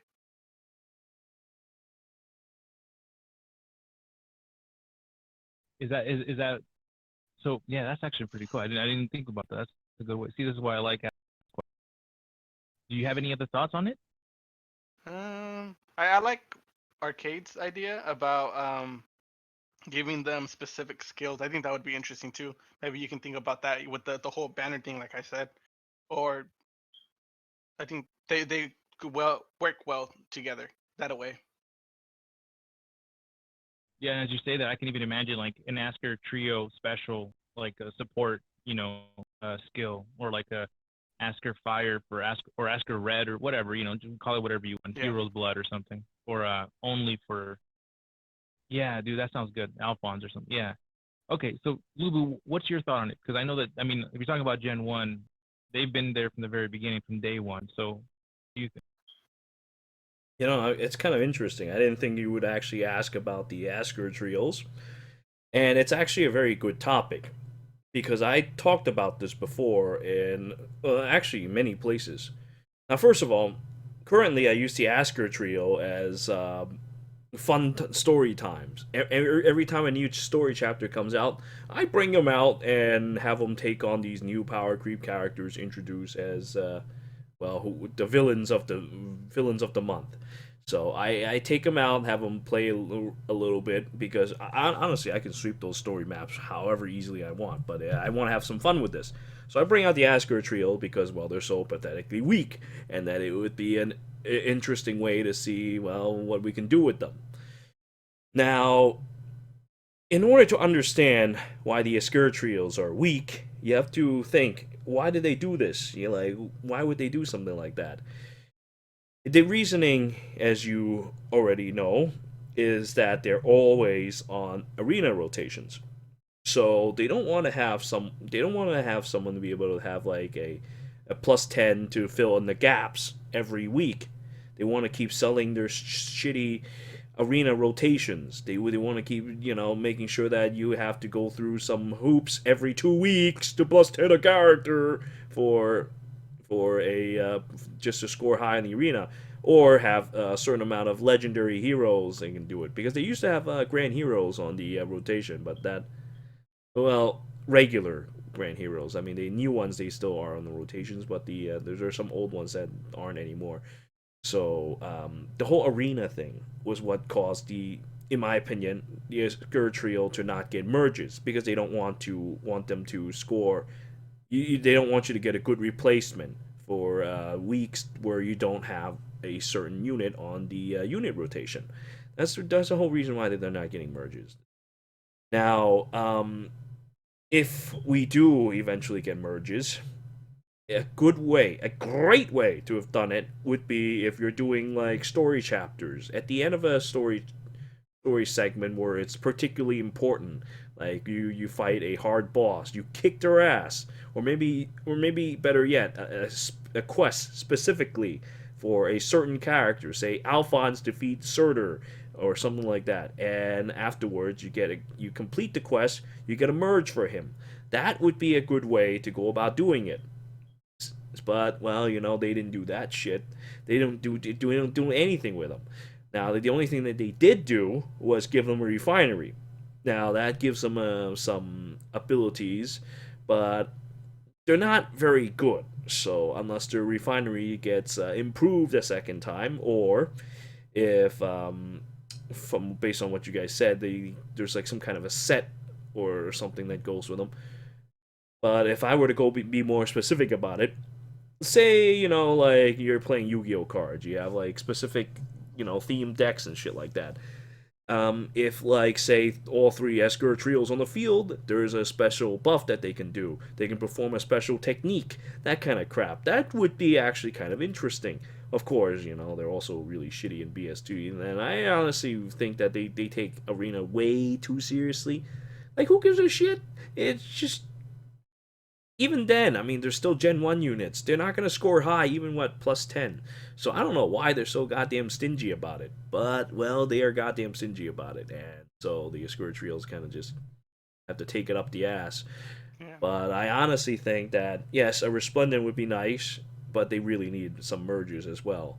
I think Resplendent for them probably will eventually come around because they're lords in of themselves. But yeah, they really need to get some mergers. IS really needs to get that fucking arena stick out their asses. But unfortunately, it's just how it is because Mjolnir's Strike uses arena scoring as well. Arena Assault, of course, uses arena scoring as well. And arena scoring is one of the dumbest way to calculate. Well, just it doesn't even calculate anything except your wealth. Honestly, it's just it doesn't calculate skill at all. It's a leaderboard to show, oh hey, look at me. I spent $30,000 on this game. Look at me.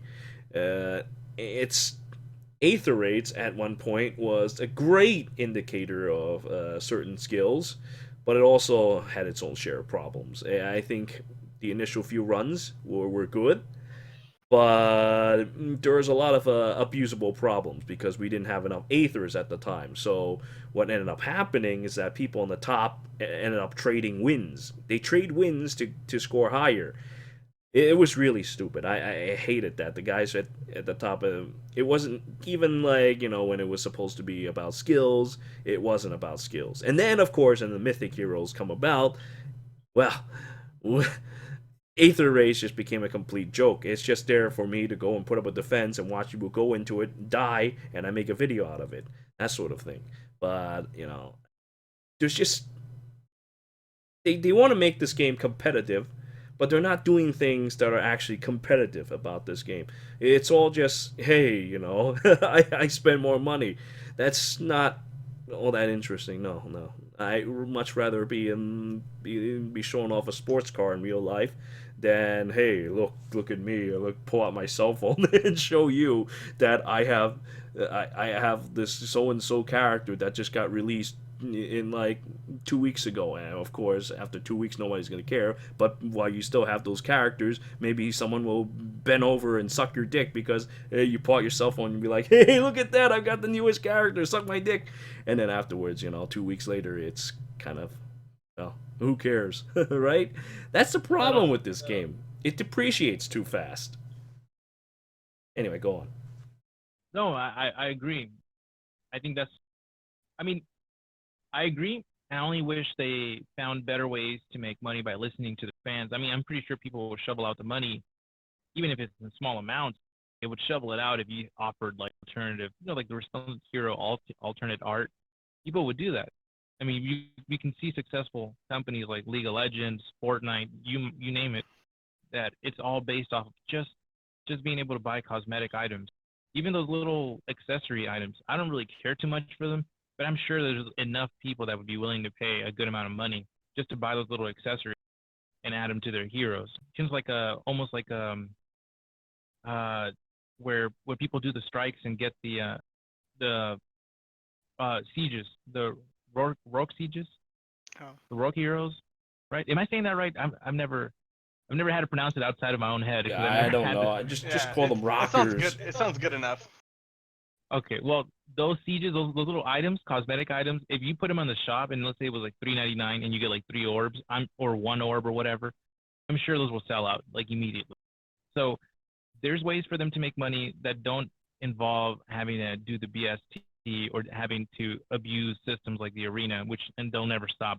I'm very sure. But I mean, if you give people the way to merge like Asker Trio by like a permanent banner or like once every 5 months or whatever, a banner that comes around, people would do it and they would still make a decent amount of money, and it wouldn't disrupt it too much. I don't know, man. Like you said, it does seem like they got bit by the poison of corporations, obviously, right? And stockholders having to ask them to make better and better shows of income, right? A better Indeed. So I mean, it just sucks because you can tell the developers really love the game. They even had the developer maps when the game was in year 1.5. And that's what's cool. You can see the characters that they liked, and they put it together and like defeat my team. It was kind of like an early prelude to Aether raids before that was ever even a concept. And that was really cool. I'm like, this guy really likes Xander because he put a lot of work into making this Xander, challenging. Yeah. I wish Well, they went in back the end, to they have to give him boosted stats, but yes. Yeah. But here's the thing. I mean, yeah, they. I really don't think that they don't listen to the players because there are certain changes that helped out. But the Flowers is one problem, of them. yeah, but the problem is that the way they implemented it was terrible. A lot of problems I think with Faye could have been avoided if they don't do it too extravagantly, or they don't think about money every turn that they do. I honestly think that while the devs have an idea, they listen to the player base, where company intervention changes that idea into something else. I honestly think that they do listen to their player base. Certain changes are certainly player based, but they can only do so much because so and so wants us to make so and so quota for this quarter, and they want, well, as much money as they can. So when it comes to games like these, I fear that unless you have to pretty much strip it down. This game as it is right now, it has to be completely reworked. It has to be stripped down, and it's impossible to do that at this rate. How many people have already spent like tens of thousands and millions of dollars on this game? It's not possible to do that at this point. But if it were, say, like a League of Legends game, like League of Legends, the reason why it worked is because it's an arena-based game, and you play as, a certain amount of heroes. You don't have like every other goddamn Fire Emblem characters and their cousins and their dog in the game. You have like a certain amount of heroes, and the certain amount of heroes, they have their abilities that makes them fun to play, and they don't get power creep. Well, no, I mean there are definitely characters that are better than others, but what I mean by like power creep, I suppose they don't get merges. They don't have ways that you spent money to make them better. That's true. That kind of thing. Yeah, It's easier to yeah, balance out that's a too. good But they way to also do describe have reworks, which is pretty nice. I mean, they'll fix characters that nobody's playing, or like if something's, they work with the characters that they have. They don't make more or extra powerful characters, which is interesting. Yeah, exactly. I've seen some reworks. They're good. Of course, that also comes with its own share of problems. Everybody complains about Rito's Rito's buffs and debuffs, or buffs and nerfs. So yeah, it's they're just two completely different genres. It's not really fair to compare the two. But I think that if Fire Emblem Heroes, if it needs to go to a new path, it needs to be completely stripped down.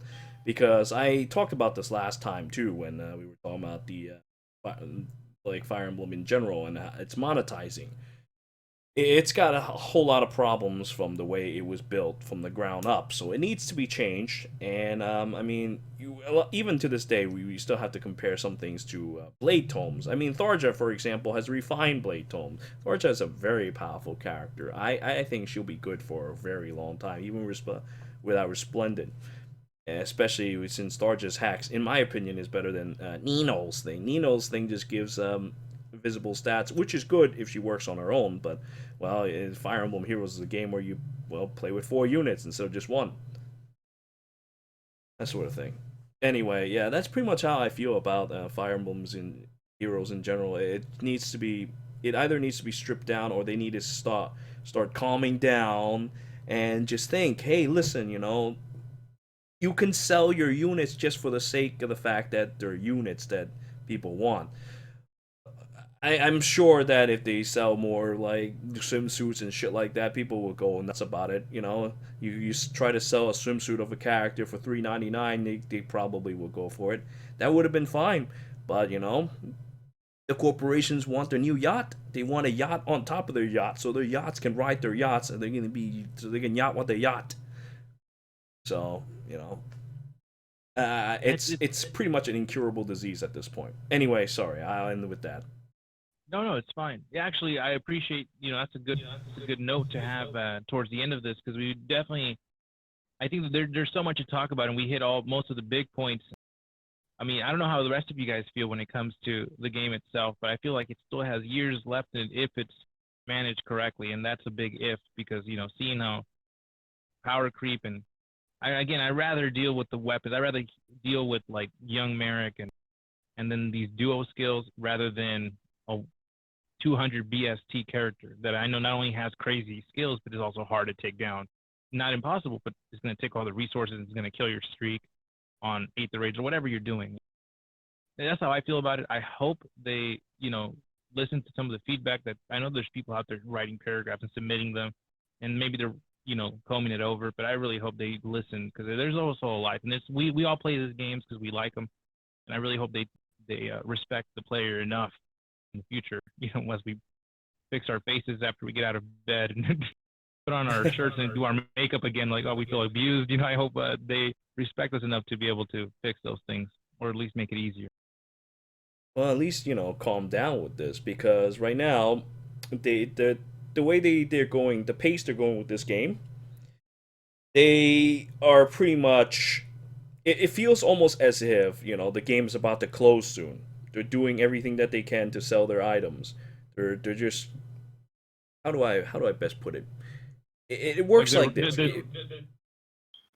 Yeah, it's like overgrazing. It's like overgrazing an area. You suddenly want to feed your cows like a whole bunch of grass, and then after they chew all the grass away, the land breaks, the land dies. That's the problem with Fire Emblem Heroes. But they didn't have to do that. There's absolutely no reason for them to rush. There's absolutely no reason for it.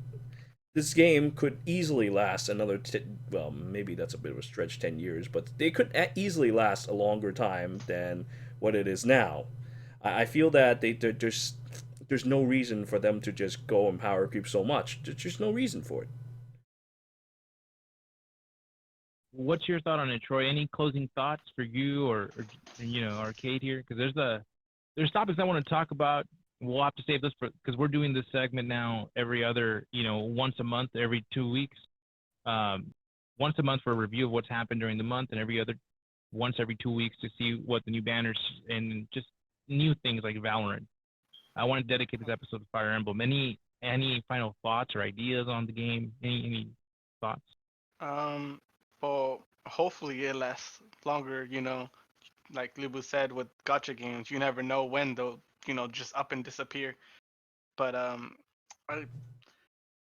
kind of agree with Lubu. They have to slow down with banners and power creep. I think give it time for maybe fix some of the old, even though this is going to be hard, but maybe rework some of the characters, like give them kind of like what they're doing with Resplendent, or a certain way of like fixing some of the older characters, give them maybe more BST, give them something to give them an edge over the new characters. Well, like something you can summon for example. You can for example, instead of summoning heroes, you can summon for ways to summon for weapons or some shit like that. Too. Oh, yeah, or skills. That would be Dude, that's, Mm-hmm. like summoning for skills is already what we do for skill inheritance. But I mean, like it's just a fancy way of saying I'm gonna kill your hero for skills. But yeah, like summoning for weapons or something would be interesting. Like that, yeah. I forgot Dragalia Lost and Langrisser M. They had a similar system where not only would you get characters, but you would get skills or armor or whatever. That reminds me too. Another thing, that'd be kind of interesting. I don't know how it would work, but you know how in Langrisser, when you can change your character, you can make him a dagger, you can make him a sword character, you can make him. Oh yeah. That too. Oh yeah. That I like. Give him like different specifications. Oh, dude, that would be so sweet. Can you imagine that shit? Like Lucina using like ninja stars. Oh my fucking god, dude. That would awesome. That'd be so dope. I had it in my mind. I was just like, I want to wait until I can say this. Hey, you better hit the right spot. Yeah. Hey, real quick, Lubu, you should ask for a paycheck from the Langrisser company, man, because I'm sure after your video, a lot of people jumped on that.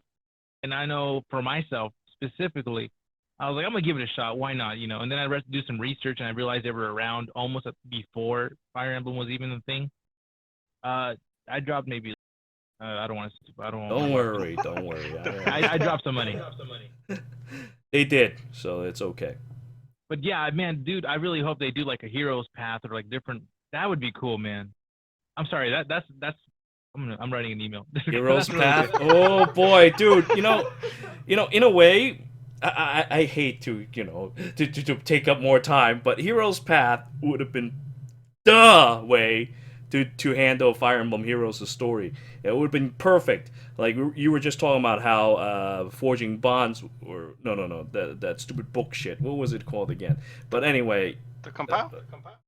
no, not compile. It's that one where you have to collect notes or something like that. It's Lost Lore? I forgot its Oh, the name. Lost Lore. Lost Bond. I actually talked about this a lot of times. Actually, Lost. I forgot the name again.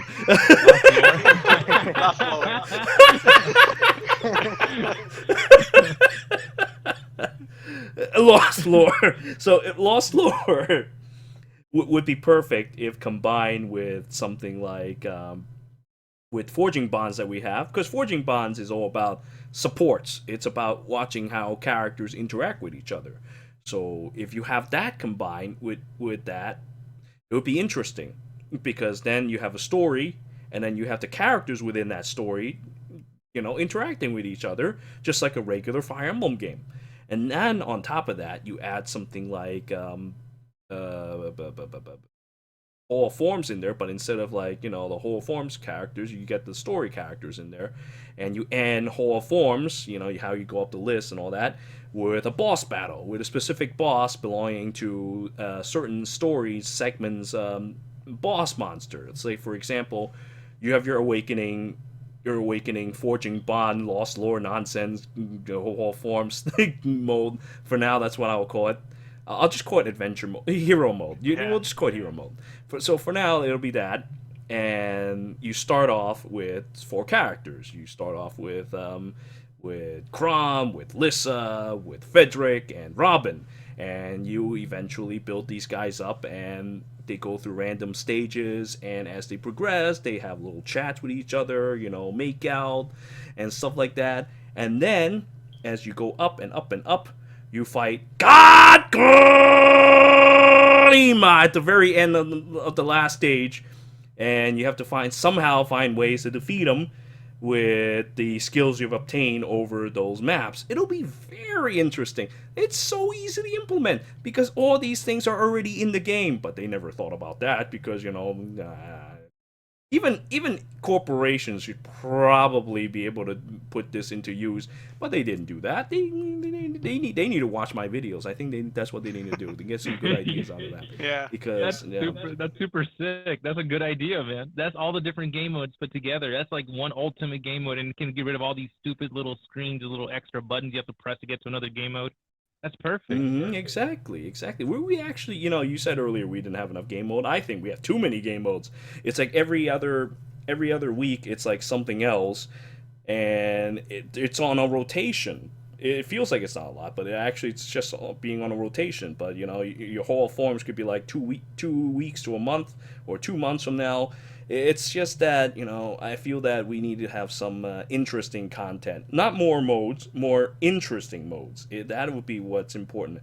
Like the Langrisser Hero mode, like we just talked about, that could have been kind of interesting too. And in that mode, we have to go through like entire story segments with characters that.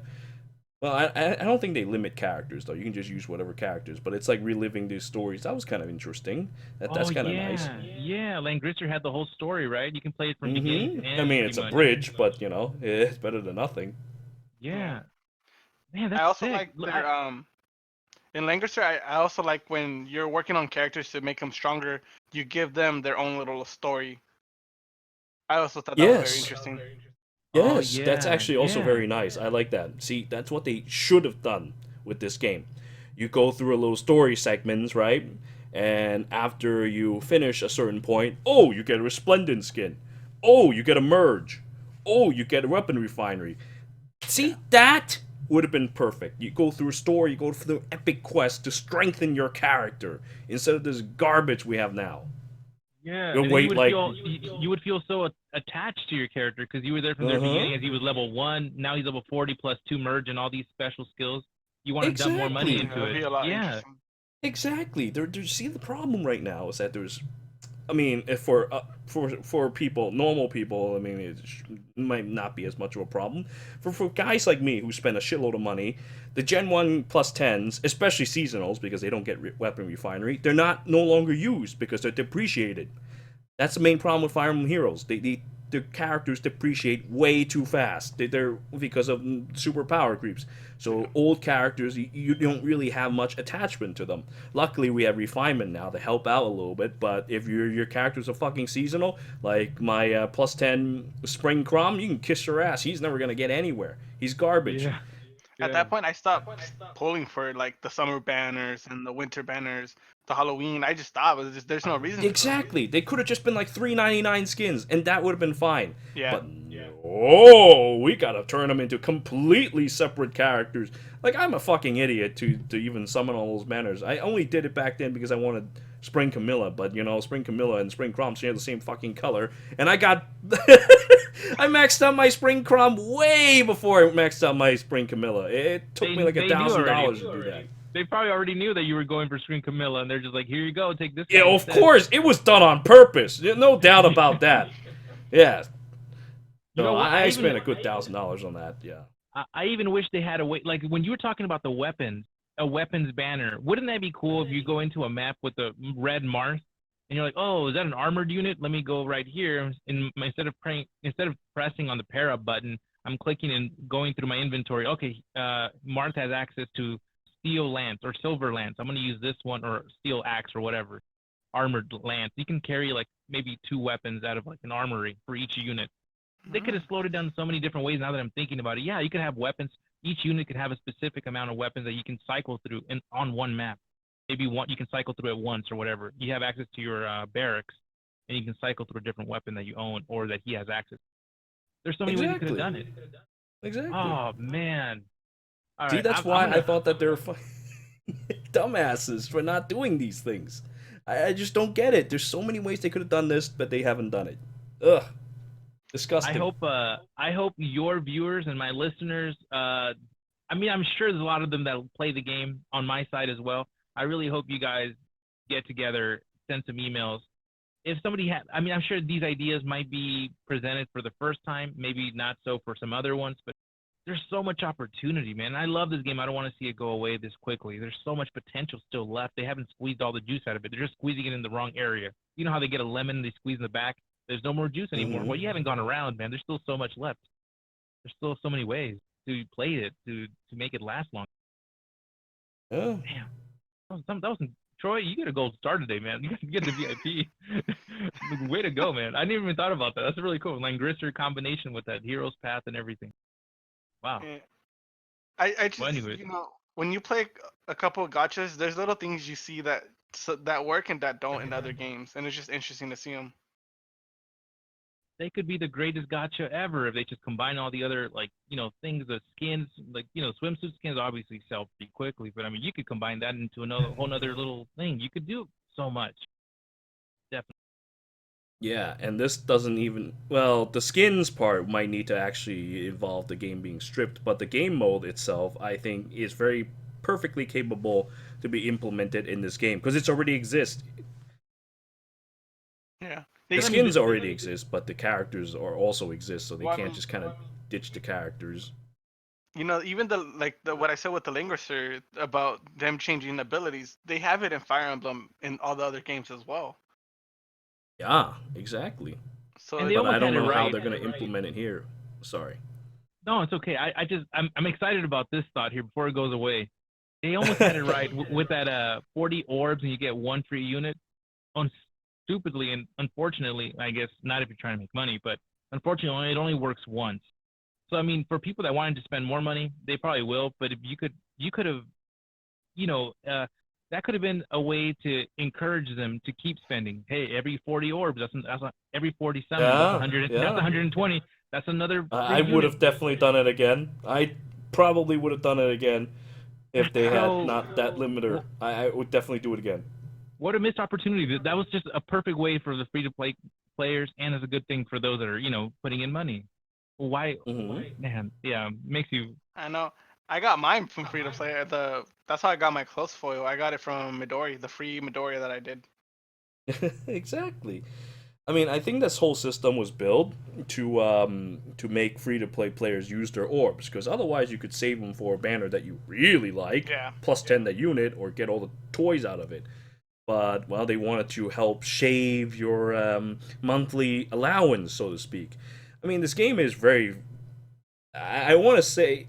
I don't know. I mean, it's free-to-play friendly. Honestly, it really is, because you get so many good free-to-play units, you get so many free-to-play orbs. They're very generous. But Very generous. yeah, it's actually a lot more generous than it looks. But unfortunately, well, now it's with Arena and all that shit, it doesn't seem like it. But it really is a very free-to-play friendly game, as long as you don't care about Arena.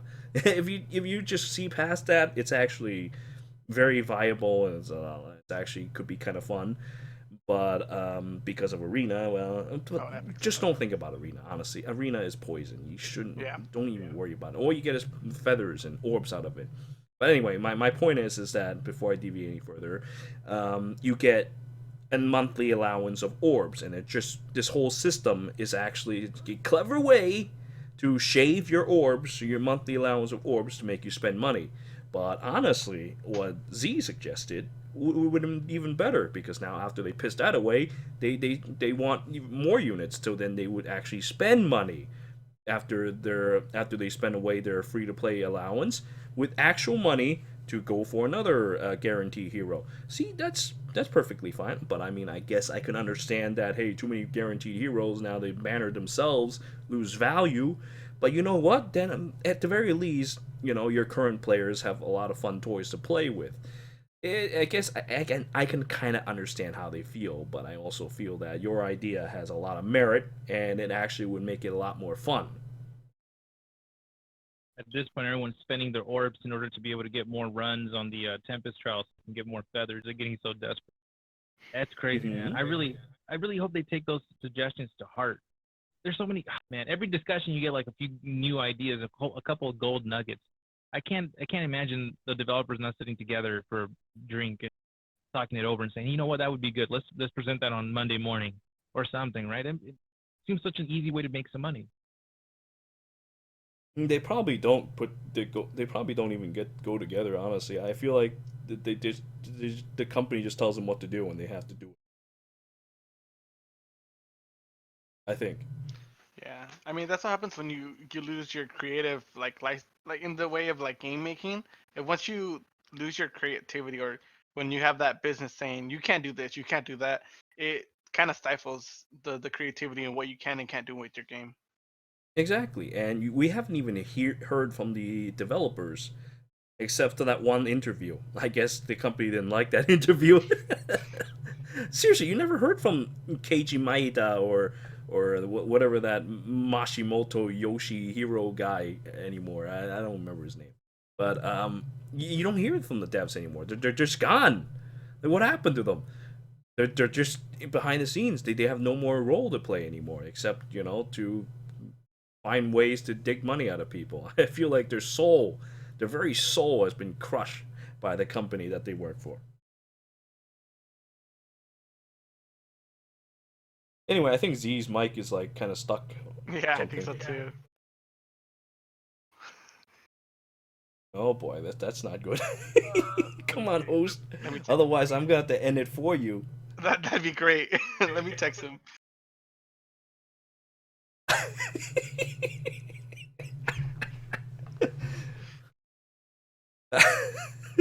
Should I end the show for him? Should I end the episode? I thank you all for watching. Well, that's what. Well, that's about all with the status of Fire Emblem Heroes. I thank you all for watching. Until next time. Come on, dude. Come on. You get it. Oh, he DC'd! It's it. It's over. Oh, he's back. He's back. Zero lives? I couldn't hear you guys. What happened? Oh, don't worry. Don't worry. At least I preserved it on my video. You'll just have to splice it through YouTube audio. It's gonna sound like shit, but you can't. What happened? On my side, it got quiet. You lagged. I got disconnected? Yeah. Yeah, dude, your mic was stuck. He's connected. Oh my god, that's so weird. I was like, dude, you guys just Did I make? Did I You're ask the gonna wrong have to question? take YouTube audio and Oh splice my it into your God. thing. Oh, it's gonna be so embarrassing. I'm gonna leave it on there too. Watch. I'm gonna splice it on and be like, I want them to hear how much of an idiot I was. I'll put an annotation on there. You If they just stick long enough. so what happens is on Discord sometimes it'll lag you if your internet like spikes at certain moments. You'll just lag and you'll cut off completely, and you Yeah. have to disconnect and reconnect. I know because that's happened to me Wow. when I was playing games with my cousins. I have an Indeed. enterprise level AC. I have the Ubiquity WAP, the access Well, point right here. It's crazy. Keep in mind It's keep in mind you're recording and you're using it at the same time. You're hosting your recording session and you're hosting your Discord technically. that's the first time that's crazy. That's so Oh well, funny. I mean, it's a good way to. Good way to end it. Oh, I feel so Yeah, embarrassed. I was like, hey, mind if I end today's? So I was podcast? like, Lubu, just go for it, man. At this, just end it. Dang, that worked. Man, he came back in time. I think you should do it. Well, I appreciate you coming with us, man. I'm sorry for like the hiccups that happened, and we're just trying to get used to the whole like Discord thing because I was using a different program through the Craig bot, but it doesn't seem to hold up the quality very well. Not that this does too, but I mean on my end, the little studio I have, Not that this it does. sounds better. but Indeed. Oh God. you got to pick your poison. Indeed. Hey, Luba, would you want to do another one of these episodes in the future? We want to do them once every 2 weeks, but I know everyone's schedule is so different and so tight too. I don't know if that'd be something. Unfortunately, I have to say I might not be able to do it as easily anymore.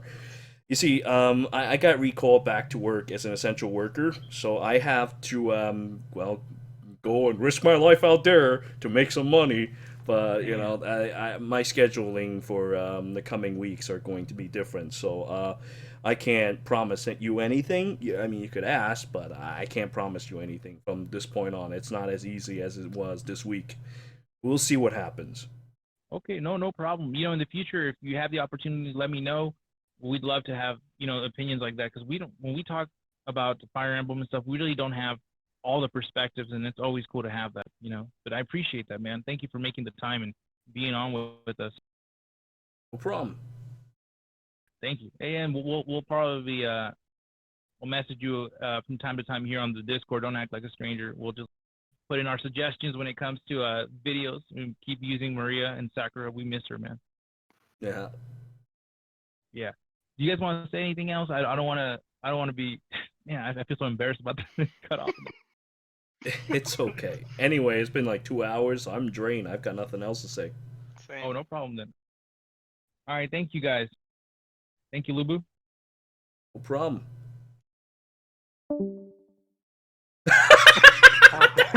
Okay. Oh, what a way to end today's episode with boom. Great host right there. Great host. Yes, he just leaves. I think, as a matter of fact, I'm gonna end it with that because let's that just makes go me with that. laugh. So I'm gonna just go with that. It's a I perfect way. thank you all for watching. Until next time.